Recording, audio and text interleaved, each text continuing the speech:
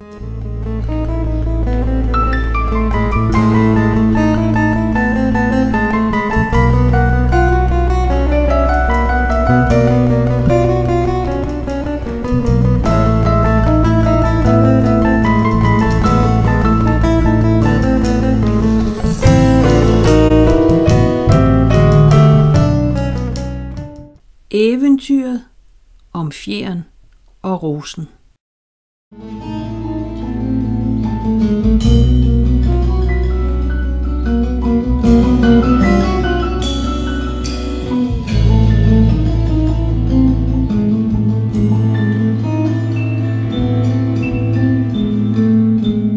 Jeg hedder Ea, datter af påfugledronningen over fuglelandet.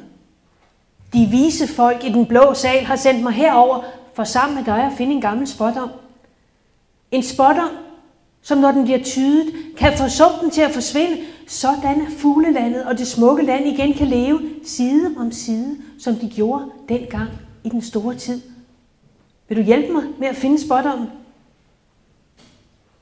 Det ville kongen naturligvis gerne. Dag er nat, nat er dag, lys og mørke forblinder.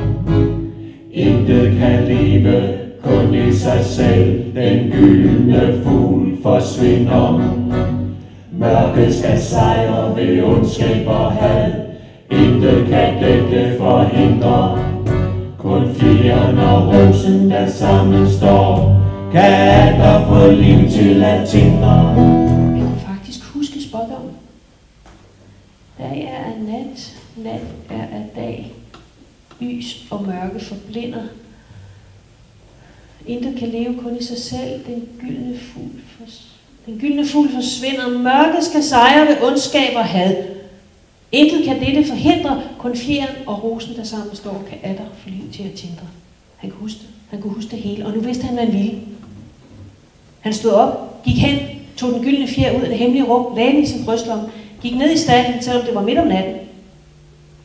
Sadlede sin hest, og så red han alt, hvad rammer og tøj kunne holde, ind igennem det smukke land, ind igennem den store skov, til han igen stod ved kanten af sumpen. Uanset hvad, så ville han bringe spådom over til fuglelandet. Han ville gøre det, han havde forhindret Ea i. Det var det mindste, han kunne gøre.